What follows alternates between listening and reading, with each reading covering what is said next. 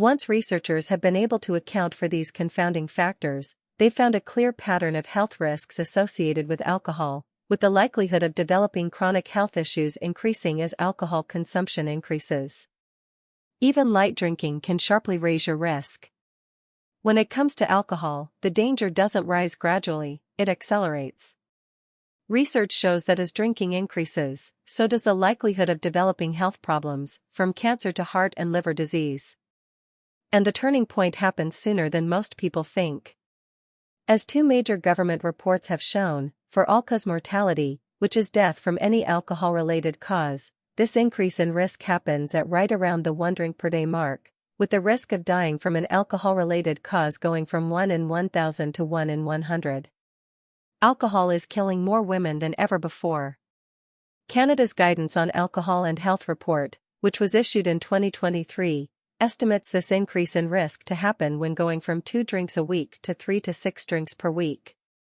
The Alcohol Intake and Health Study, which was conducted by the U.S. Department of Health and Human Services using a similar methodology, estimates this increase in risk to happen when going from 7 drinks a week to 9 drinks a week.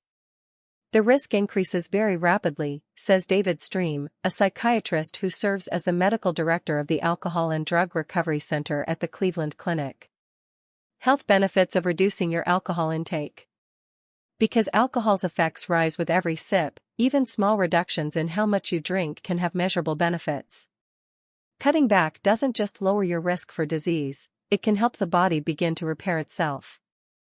To help with understanding how your alcohol consumption contributes to your overall health, Canada's Guidance on Alcohol and Health developed a tool that estimates your lifetime risk of dying from an alcohol-related cause and estimates the impact of each drink on your overall life expectancy. The average person drinking 1 drink per day, over the course of their life, each of those drinks is expected to shave about 5 minutes off their life expectancy, says Tim Stockwell, a researcher and the director of the Canadian Institute for Substance Use Research at the University of Victoria.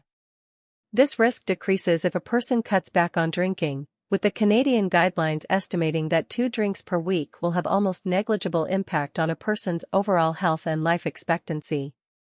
In terms of developing cancer, the risk accelerates with higher alcohol intake. However, this risk can be moderated. A lot of alcohol-related disease or cancer risk is reversible, says Chen, noting that some studies are showing that once you stop drinking, your liver and brain can recover, while your cancer risk goes down. For some people who have a mutation in a gene that processes acetaldehyde, their risk for developing alcohol-related health conditions is even higher, because their body takes a longer time to process the acetaldehyde. If you have these genetic variants, when you drink alcohol, you get this flushing response to alcohol, says Iona Millwood, an epidemiologist at the University of Oxford. It's really unpleasant. You go bright red. Your heart starts beating faster. You don't feel well because you're not metabolizing the alcohol properly, and this toxic metabolite of alcohol persists in your circulation. This mutation is most prevalent among people of East Asian descent and puts them at a much higher risk for developing alcohol-related health conditions, such as cancer, if they do choose to drink. The threshold for cancer risk is much lower, says Chaehong Chen, a researcher at Stanford University Medical School, whose research focuses on studying these genetic variants. What are the risks of moderate drinking? Historically, most studies that look at the health effects of alcohol have done so by asking people about their drinking habits, and then following them over a period of years to decades, to see what kind of health outcomes they experience. In these studies, researchers have observed what is called a J-curve. People who drank moderately appeared to live longer than both heavy drinkers and those who abstained entirely. It seemed to suggest that a small amount of alcohol might be good for you. However, it's not necessarily a causal relationship, because alcohol is often correlated with many other health-related factors, such as smoking, pre-existing health conditions, socioeconomic status, or dietary patterns, Millwood says. These confounding factors can make alcohol look healthier than it is. For example, people with health problems will often quit drinking due to their health conditions, which can create what is known as a reverse causation effect, where the health problem is what led to cutting out alcohol, rather than the lack of alcohol causing the health problems. Americans knew their booze was poisoned, and drank it anyway. Moderate alcohol drinking, which used to be considered a healthy level of drinking, is often associated with other factors that contribute to a healthy lifestyle, such as a higher income, a more nutritious diet, and increased access to healthcare, which can help mask the damage that alcohol does to the body. Moderate drinking can also be hard to research, as a person's drinking patterns can change from day to day or year to year. The moderate group is probably the most heterogeneous group across drinking groups, because they might be heavy drinkers the next year, or light drinkers the other years, says Carolyn Killian, an epidemiologist at the University of Southern Denmark. Premium health. If you're going to drink, what's the healthiest way to do it? Studies now show health risks rise sharply even at a few drinks a week. Cutting back, even a little, can make a measurable difference. Scientists are rethinking what moderate drinking really means, and how much is truly safe.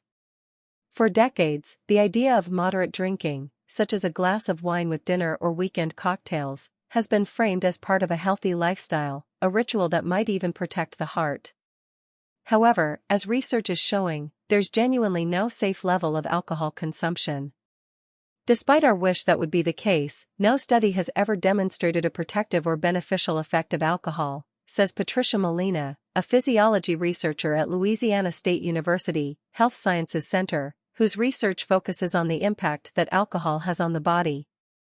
That doesn't mean every sip carries equal risk, but it does raise a new question: what does moderate drinking actually mean, and how much is too much? While no amount of alcohol is entirely risk-free, there are levels of drinking that cause less harm, and cutting back, even slightly, can make a measurable difference. If you are looking to make any change to your behavior that are helpful to reducing your risk for various chronic health conditions, reducing your alcohol use can be a really easy, modifiable way to do that, says Andrea Weber, a psychiatrist and addiction specialist at the University of Iowa. Even going to a lower level than what you are consuming can have an overall positive benefit. What does alcohol do to the body? The moment alcohol enters the bloodstream, the liver begins to break it down. In doing so, it produces acetaldehyde, a highly reactive compound and known carcinogen responsible for much of alcohol's harm. When we drink alcohol, every single cell in our body, every single organ in our body, is exposed to alcohol, Molina says. That explains why so many organs that normally we don't even think of as being affected by alcohol, suffer consequences. 8 things we've learned about how alcohol harms the body. Alcohol consumption is linked to more than 200 health conditions, including heart disease, dementia, muscle loss, osteoporosis, and several cancers, including breast cancer. In addition to contributing to various health problems, it can actually accelerate the aging process, Molina says. It's almost like an added burden to our body, which makes many of our organ systems start showing an elderly phenotype at an earlier age.